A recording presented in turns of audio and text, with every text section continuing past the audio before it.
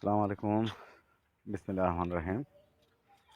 এই যে দেখেন আমার যে হাঁসের শেডের কথা বলছিলাম, যে এই হাঁসের শেডটা আর কি, এখানে আমাদের এই যে রাস্তাটা আছে, রাস্তা বরাবর পানি এসে গেছে। রাস্তা বরাবর পানি এসে গেছে। এখন আমি হাঁসের শেডের যে মাচারা যেটা উপরে উঠাবো, উপরের মাচারা যেটা, এই যে দেখেন উপরের মাচারা যেটা আমি খুলে ফেলবো। আমি উপরের মাচাটা খুলে ফেলবো, নিচের মাচাটা আর অন্তত 1.5 ফুট উঠাবো উপরে, 1.5 ফুট উঠাবো। এখানে উঠানের মেন কারণ হলো আমি ব্যবসা আমি আগে ছিলাম প্রবাসী, 31 বছর প্রবাসী ছিলাম। আমি ব্যবসা আরম্ভ করছি, আমি 2022 এপ্রিল 18 তারিখ আমি দেশে আসি। আসার পরে যাক আমি চিন্তা ভাবনা কী করবো, যাক শেষ মতো যেন ফার্মিং সেক্টরে আসি। ফার্মিং সেক্টর আমার আগে কিছু প্রশিক্ষণ ছিল, ওই হিসাবে ওর সাথে আমি কিছু প্রশিক্ষণ দিচ্ছি, ওই হিসাবে আমি ফার্মিং সেক্টরে আসলাম আগে। কিন্তু এই হাঁসের সিদ্ধান্ত যেটা আমার সবচেয়ে ভুল ছিল, এটা সবচেয়ে ভুল ছিল। এই যে দেখেন আমার সেটটা, এটা আমার সবচেয়ে ভুল ছিল। কারণ বাজার যাচাই বাছাই করি নাই কোনোভাবেই। মনে করছি যে যে একটা জিনিস উৎপন্ন করলে তো মানুষ তো কিনবেই, সমস্যা কি, বাজারে বিক্রি করা যাবেই, সমস্যা কোথায়, এই অবস্থা। যাক, তারপরে আমার শেডটা তো কাজে লাগতেছে, কিন্তু আমার হাউসটা কাজে লাগতেছে না। শেডটা কাজে লাগতেছে, হাউসটা কোনোভাবে কাজে লাগতেছে না। হয়তো 4-5টা হাঁড়ি ধরে সে মানে হাউসটার অর্ধেক করে ফেলবো, আর বাকি অর্ধেক মাটি দিয়ে আমি পুরাই ফেলবো। এখানে মাটি ঢেলে পুরাই ফেলবো আমি। যাক, আমি যেটা বলতে চাইছি, এটারে আমি পুরা আমার যে দেশি মুরগি এখানে আসবে, আমার 150 পিস আসবে। 150 পিস মুরগি আমি করবো, আমি দেশি মুরগি। এখন বর্তমানে আমার আছে প্রায় 35-40 পিসের মতো আছে আর কি। 150 পিস করে আমরা বাচ্চা ফুটাইছি, বাচ্চাগুলো বড় হইতেছে। এক বেস ফুটাইছিলাম, এক বেসের মধ্যে 8টা আছে। ও 8টা মোটামুটি 3 মাস 3.5 মাস বয়স হয়েছে। বয়স হয়েছে, ওগুলা সম্পূর্ণ মুরগি হয়েছে। আর আরেক বেস যেটা ফুটাইছি, ওখানে ওদের 22 পিস ফুটছে। তার মধ্যে 10 পিস বিক্রি করে ফেলছি, 12 পিস আছে। কারণ সবাই শুধু বাচ্চার জন্য আসে। এখানে মোটামুটি দেশি মুরগির বাচ্চার চাহিদা আছে। আমাদের স্থানীয় বাজারে মোটামুটি দেশি মুরগির চাহিদা ভালো আছে। দেশি মুরগি 500 টাকা করে কেজি, ইজিলি সবাই নেওয়া যায়। আর দেশি মুরগির উপরে এত মানে যেটা আপনার পরিশ্রম, যে এত পরিশ্রম নেই, এত পরিশ্রম নেই। কারণ আমরা সেটার মধ্যে মোটামুটি লেয়ার লেয়ার ওয়ান যেটা খানাটা ঠিক মতো দেন, দেওয়ার পর যে ভ্যাকসিনগুলো যদি ঠিক মতো যদি করেন, ভ্যাকসিন সিডিউলটা যদি ঠিক মতো মেনটেন করেন, তাইলে কিন্তু এত সমস্যা হয় না, এত সমস্যা হয় না। বাকি আল্লাহর হাতে যদি বার্ড ফ্লু যদি দেখা না দেয়, আর ঠান্ডা থেকে যদি একটু বাঁচায় রাখতে পারেন, শীতের দিনে যদি একটু তাপের ব্যবস্থা করতে পারেন, কিংবা আপনার একটু ওই শেডটা যদি ভালোভাবে যদি ঢেকে রাখতে পারেন, আর মাছা সিস্টেম করলে অ্যামোনিয়ার কোনো, আপনারা যারাই নাকি মুরগি পালন করবেন, আমি সবচেয়ে বেশি পরামর্শ দিব, লেবার কষ্ট কমবে, এবং আপনার লেবার কষ্ট যেমন কমবে তেমন কিন্তু আপনার অ্যামোনিয়ার সমস্যা, যেটা অ্যামোনিয়ার কারণে যে মুরগির ঠান্ডা লাগে, ওই জিনিসটা কিন্তু লাগবে না।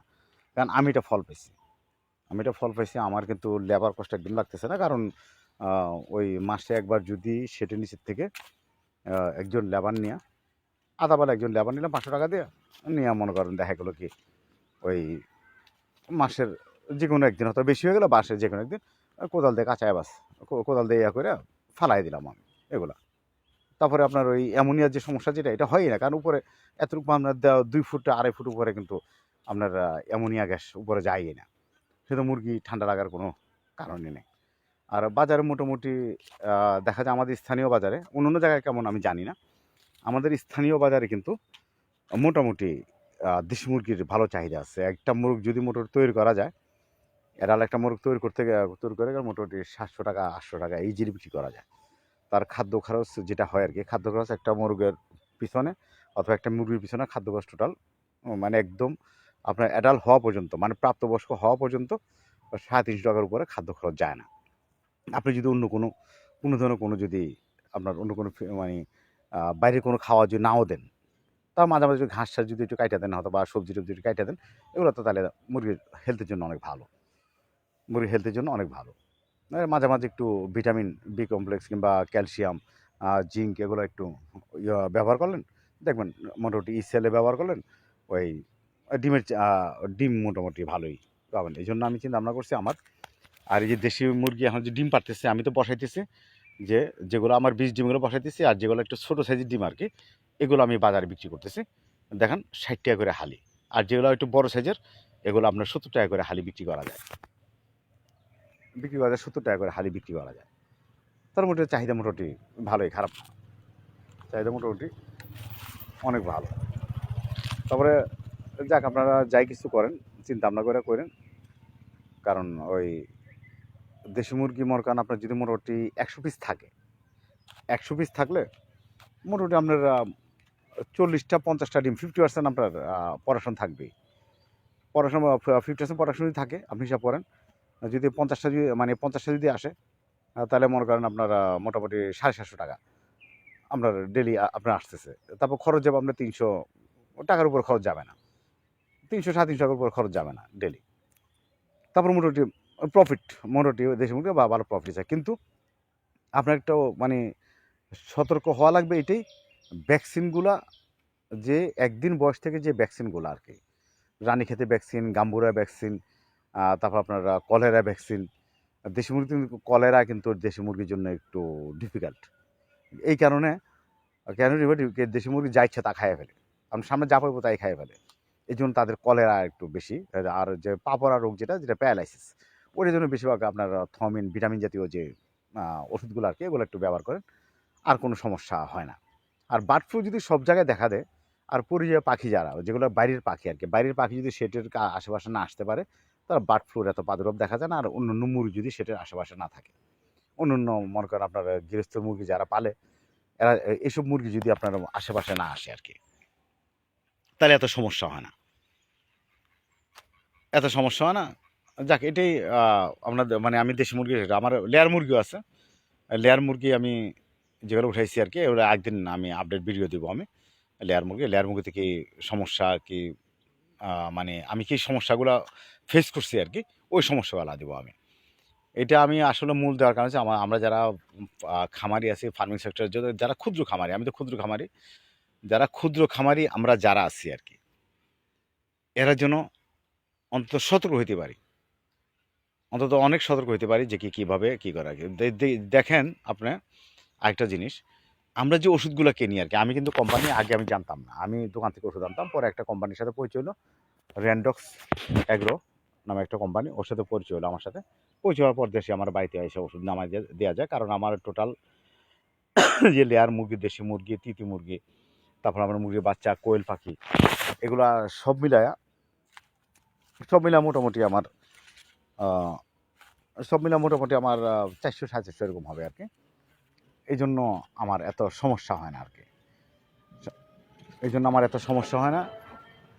কারণ কি, ভ্যাকসিন যদি আমি আনি, আর ভ্যাকসিন আমি বেশিরভাগ রানীক্ষেত, গাম্বুরা, আপনার ওই ফাউল কলেরা কিংবা ফাউল ফক্স, এগুলো ভ্যাকসিন বেশিরভাগই আমি আনি সরকারি হসপিটাল থেকে। ওদের সাথে আমার একটু সম্পর্ক ভালোই, আমি গেলে মানা করে না, কারণ তারা এসে ফার্ম টার্ম দেখছে আমার, তারা মোটামুটি মানা করে দিয়ে দেয় পয়সা তো সরকারি রেট যেটা, এটা তো নিবেই তারা, এটা তো কোনোভাবে আর অ্যাভয়েড করা যায় না। যাকে তারপরও আমি মনে করি যে কি, আপনারা যদি প্রথম যদি আরম্ভ করতে, ফার্স্ট যদি আপনারা আরম্ভ করেন মুরগির ফার্মে, তাহলে কিন্তু দেশি মুরগি দিয়ে আরম্ভ করবেন।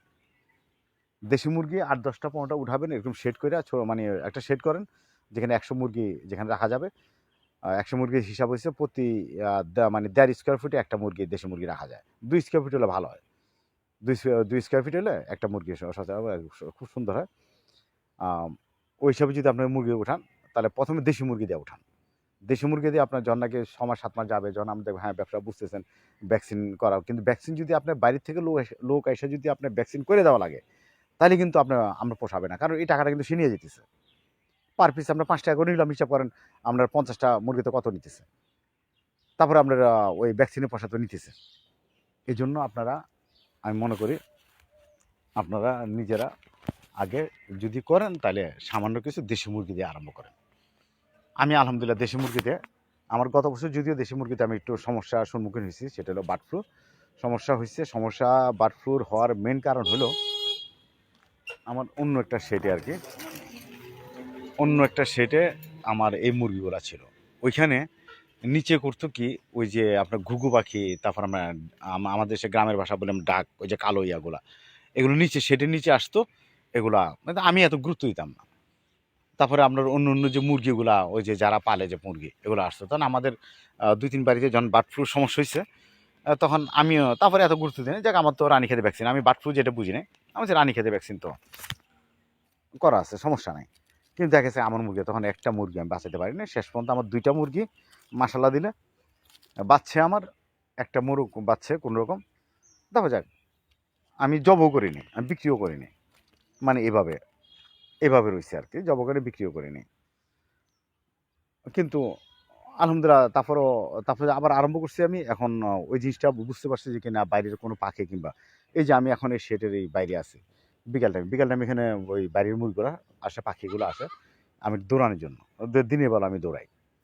ওই যে আমার শেডটা আরেকটা আছে, যে শেড, ওইটা হচ্ছে লেয়ার মুরগি।